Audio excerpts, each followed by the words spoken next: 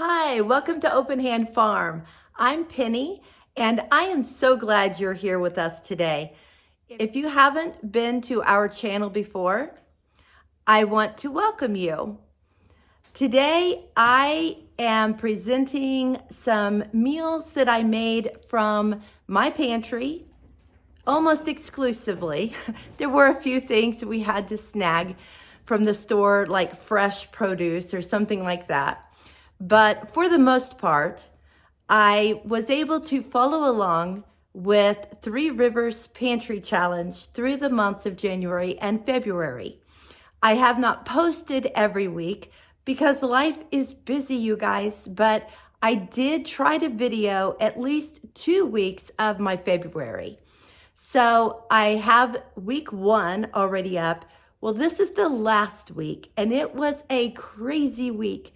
And I know that this is the 1st of April, and it's just now coming up. That might let you know how crazy it's been around here. But I thought maybe if you have things in your pantry that you don't know what to do with, you could use some of these ideas. So thanks a lot for watching, and I hope you enjoy. The first meal is broccoli beef over quinoa, and this was a great recipe that my daughter Allison gave me. It really calls for ground beef, but I used cubed steaks that we had in the freezer from the cow that we bought. I chose to put it over quinoa instead of brown rice because I had it on hand. I also had broccoli in the freezer, so I used frozen broccoli. So I didn't have to go to the store for this at all. The next day I needed a very quick meal, so we had beef and bean nachos. I just opened a can of refried beans that we always keep in our pantry, as well as some of the canned beef that I made. Then I just added some taco seasoning that we buy from Costco that I really like. It doesn't have a lot of things in it. It's a very clean seasoning.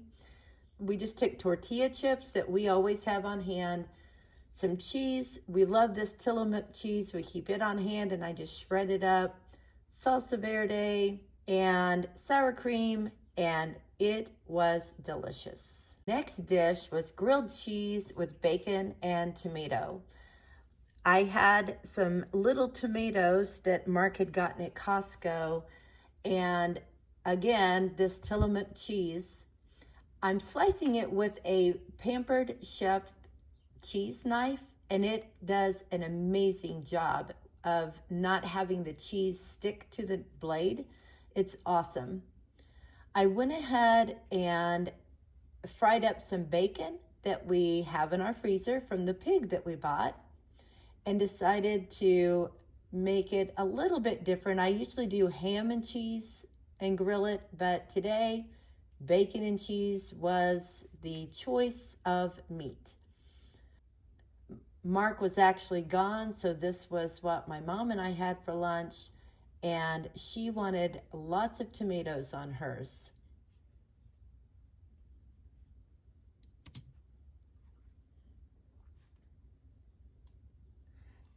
Remember that the key to a good grilled cheese sandwich is always low and slow. These turned out delicious. The bread I'm using for these sandwiches is a sprouted sourdough that I get from Azure Standard, and I love it. We decided to have some cottage cheese with fruit on top, and I used my honey fermented cranberries that I kind of chopped up to make a relish-like consistency with it.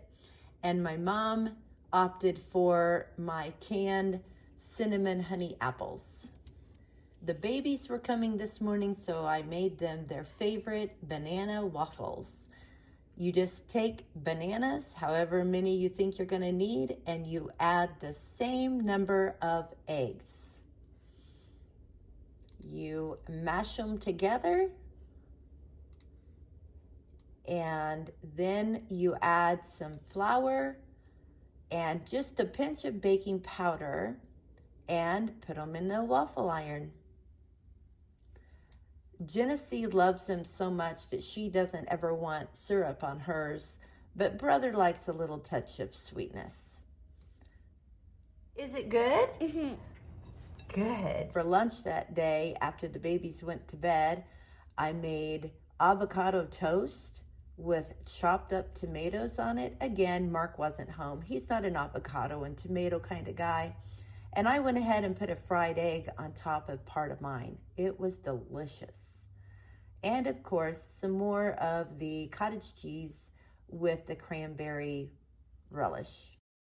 I like having crackers on hand, but because I like sourdough items, I usually make my own sourdough crackers with einkorn flour. But I was out of the pre-milled einkorn flour at this time, so I had some einkorn berries, and we have this food mill that we have on hand, and we decided to show Genesee where flour comes from. So we went ahead and ground some of the einkorn flour. Grandpa was helpful in getting things going here for us and helping Genesee see what all was going on. She loved the process. Started making the crackers, and I will say that the flour was much more coarse than what we buy at the store. So the dough was a little bit drier. The crackers still turned out fine. They were a little drier than normal, but they were still layered and very yummy. I guess this was the week to use up the beef cube steak in our freezer because I found this other recipe that is like a Salisbury steak kind of things. I started by just chopping up some potatoes to put in a skillet and adding some avocado oil along with some salt and pepper just to get those in and roast them up to go with it.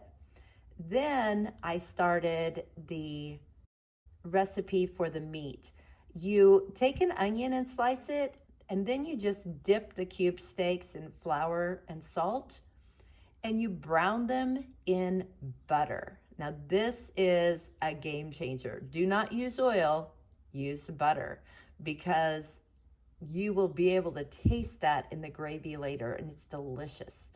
So you brown the meat, you put it in the pan, add the onions on top, then you'll make a roux out of the drippings in the pan, and in that, you'll just add water to make a gravy to go over the whole pan.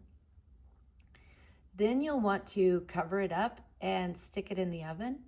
And when it was done, it was so delicious. This was broccoli out of the freezer again, potatoes that we had in our potato bin, and cube steak from our freezer. We had some events that I cooked for this week. It was kind of a crazy week. The first thing was we have a Bible study on Tuesday nights, and they decided to have breakfast. So I took biscuits and gravy. I took about 37 biscuits and brought home just a few leftover. I had some leftover sausage in the fridge. So we had breakfast for dinner the next night also. I mean, can you really have too much breakfast for dinner? I went ahead and popped some of the potatoes in the microwave to pre-cook them, chopped them up, and got them frying. Heated up the gravy, heated up some of that sausage. I decided to use the sausage in scrambled eggs with cheese to go along with this meal. So we ended up with biscuits, gravy, scrambled eggs with cheese and sausage in them, and fried potatoes. It was amazing. Thursday is always a day that I need to prepare a treat for Our Lady's coffee. So this Thursday I decided to make sourdough bread. I made one loaf of plain bread, and then with the other half of the plain dough, I rolled it out and made a cinnamon loaf. So I just roll it out like you would cinnamon rolls. And again, like you would cinnamon rolls, just put butter, sugar, cinnamon. I use coconut sugar because I don't eat processed sugars. You roll it up and then you want to seal the ends. So I actually fold the dough in on the sides to kind of seal it as I go. Then I just take that roll of dough and twist it around on itself to make a loaf. And then I treat it just like I do any other loaf of sourdough bread. So I put them both in the oven and they came out beautifully. Now I do take a rack and put it over a pan to put the cinnamon sugar sourdough bread on, because sometimes it does drip some of the sugary goodness out of it. And then what I also do is I take the parchment paper that it is on and I just pour all that buttery sweet goodness on top of the bread to add a little extra caramelization. And when it's sliced, it looks like cinnamon rolls and everybody loves it. Then we had the plain loaf, which I would add some jellies and butters, and people could have their choice of how they wanted it. Now for lunch the next day, we just had a salad bar type meal, and I used some of this Nancy's Probiotic garlic and herb cheese spread on some of my Einkorn crackers, as well as some sweet potato crackers. One of the other big events that we have this week was our family dinner. I've decided in January that if I can set aside one day a month to provide dinner for my community, I should do the same for my family. So the third Sunday of every month, we have a family dinner. And this month we were having nachos. So I decided to look and see if I could provide this meal without buying anything. And we pretty much did. We did have to buy some tomatoes, but that was about it. I dug around and found a bag of pinto beans. So I made my own refried beans. I had never done that before, but they turned out really good. They had bacon drippings in them, so I had to cook some bacon. You have to let the beans set overnight and then boil and cook most of the day, but they turned out great. This was Saturday that I made the beans, and I just decided to go ahead and brown my ground beef also. That way, all of the hard things to do would be done so that I wouldn't rush home from church and just start cooking.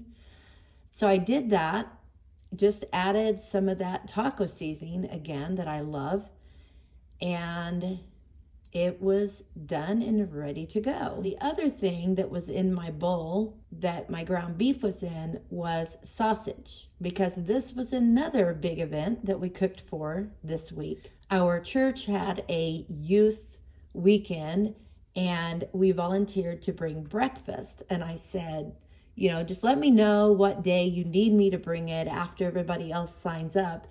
And of course, it ended up being on Sunday morning, the same day I had my family dinner.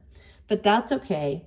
I didn't want to have to get up super early on Sunday morning, although I already do.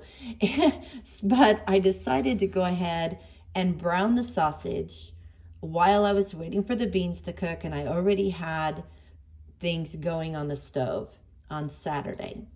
Then we woke up Sunday morning and I scrambled lots of eggs and put some cheese in it with the sausage, and we commenced putting together about 37 breakfast burritos. Mark was such a good help. I showed him how I was going to roll them, and then I put a tortilla in the middle of the bar with the amount of eggs that needed to be in there to have something to look at and gauge so we wouldn't run out before we got done. And we just kept working. And eventually we got them all done, and we got them there by 7 o'clock. Then when we came home, I used some of the leftover sausage, chopped up some broccoli that I had, threw in some eggs and cheese, and had some yummy scrambled eggs myself with my favorite sprouted English muffins that I get from Azure Standard. That was a crazy week, I'm going to tell you.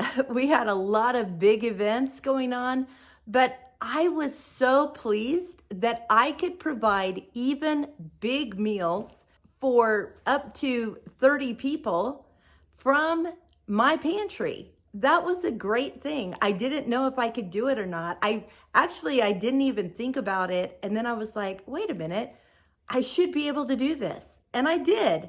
So that was very rewarding. Thanks so much for watching, and please come back again. We've loved having you.